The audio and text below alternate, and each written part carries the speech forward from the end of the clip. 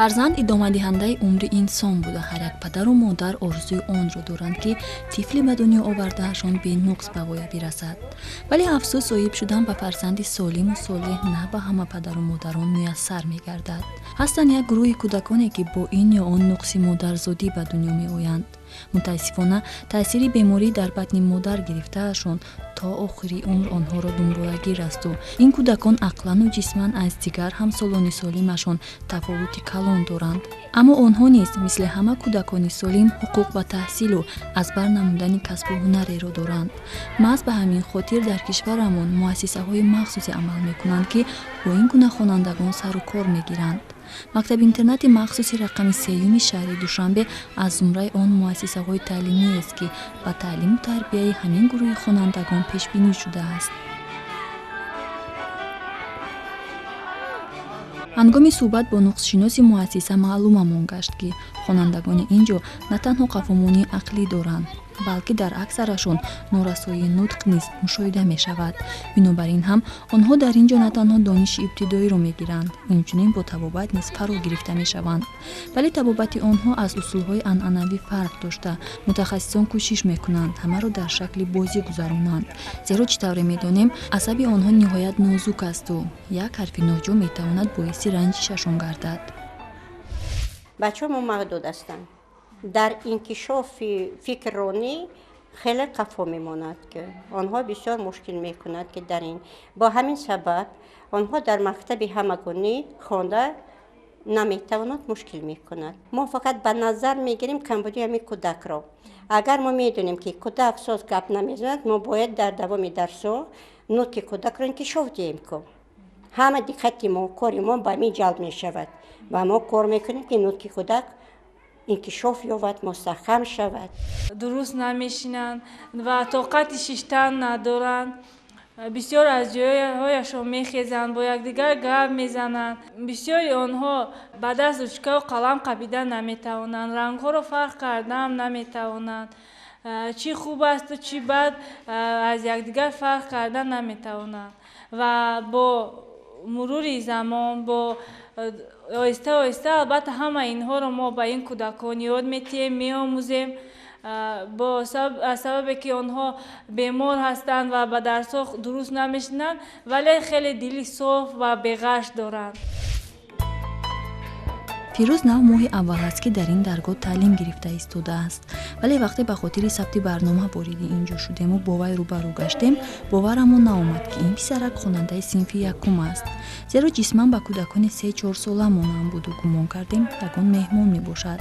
муносибати омӯзгорон низ бо вай мисли кӯдак буд, вале вақте ҳамсӯҳбат шудем гуфтанд вай хонандаи синфи якум мебошад. сабаби хурд будани ҷисмаш бошад дар он аст ки ҳанӯз дар навзодӣ ҷисмаш аз инкишоф боз мондаву ба қатори одамони қадпаст дохил мебошад. муаллимааш мегӯяд ҳарчанд фаҳмишаш нисбат ба дигарон сусттар аст, вале ҳарфзаниаш каму беш фаҳмост. хато ҳам бошад ҷавоб мегардонад, аммо ручкаю қалам ба даст гирифта наметавонад, расмам кашида наметавонад, рангҳоро аз якдигар тамоман фарқ карда наметавонад. танҳо бо ёрии муаллим ягон расмро ба анҷом мерасонад. سه کس اکای جمادین، اکای نظام، آتم، اکای جمادین، مومم، سفین، ما، آچم، مطم. ما کلام میشوم افتان خودمان پاسبان میشوم. муҳаммадамину адиба низ ҳамсинфони фирӯзанд. онҳо низ ҳарду ба ин муассиса бо руххати махсуси маориф бо сабаби қафомонии ақлӣ омаданд. айниқтараш ин ҳарду мубталои синдроми дауна мебошанд ва чӣ тавре ба ҳамагон маълум аст, гирифторони ин синдром ҷисман хуб инкишоф ёбанд ҳам, вале ақлан бо ҳамсолони солимашон баробар шуда наметавонанд. як камбудии ҷиддии онҳо дар он мебошад ки ин гурӯҳи беморон нутқи равон надоранд. нисбат ба дигарон мефаҳмад ва кӯшиш мекунад ки бо ман такрор кунад ва он чизое ки саволое ки метиҳам хато ҳам бошад албатта ҷавоб мегардонад. адибан чи аст? کلای قلم. رنگ قلم چگونه است؟ سرخ. سرخ. آفرین.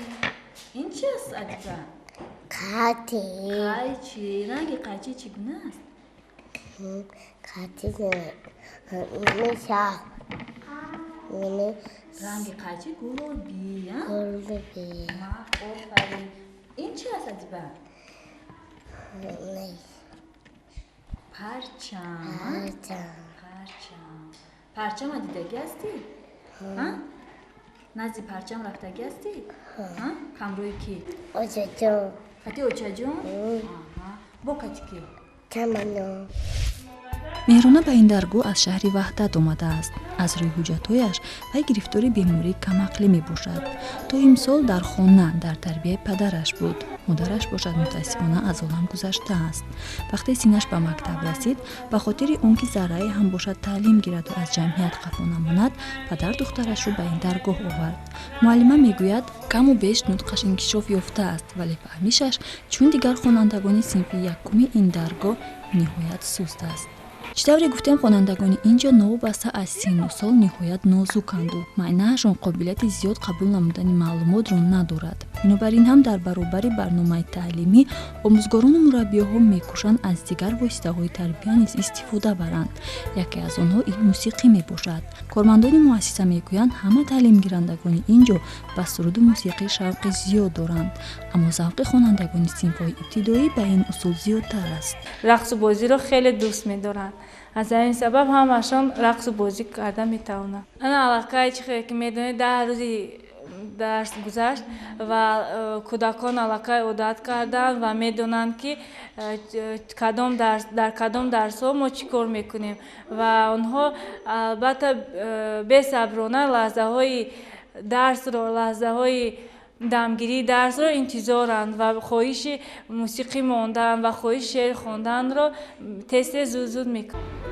واسطه دیگری تربیت این مهنتی دستی است. این اصول نیز بیشتر در صنف‌های پایانی استفاده می شود. با این واسطه کودکان هم وقت خود را خوش می کنند، زیرا آن بیشتر به بازی شباهت دارد و چطوری می دونیم همه کودک بازی را دوست می دارد. اینچنین به این واسطه حرکت دستانشان نیز بیشتر گشته، فکرانیشان خوبتر می شود و عموما خود کودکان مهنت دستی را دوست می دارند و این لحظه ها را بی‌صبرانه انتظاری می کشند.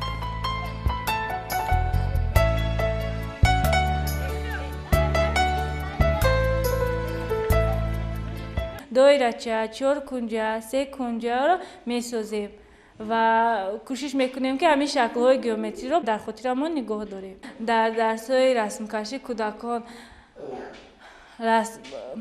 از روی موضوع‌های معین رسم میکشند با یاری معلم البته و آنها رو رنگ میکنند. اینچنین در بیرون در صحن مکتب در درس‌های مشغولیت‌های عملی آنها رسم میکشند و آن چیزهای رسمایی که ما در آلبوم میکشیم و یا در صحن مکتب آنها رو میکشند. ورزش را گروی سلامتی میگویند و این یگانه مشغولیت است که جسم بیمار را آب و تاب میدهد. مخصوصا به کودکانی که قابلیت دانش اندوزیشان سست است، دویدن و پریدن و مهم از همه برای این عملشان صاحب شدن به مکافات و جایزه خیلی شوق‌آور میباشد. از اینجاست که کارمندان مؤسسه به این جهت کار نیز دقت مخصوص ظاهر مینمایند. این است که شاگردان این درگاه در اکثر مسابقه‌های ورزشی جمهوریوی و بیرون از آن سزاوار جایهای نمایان میگردند.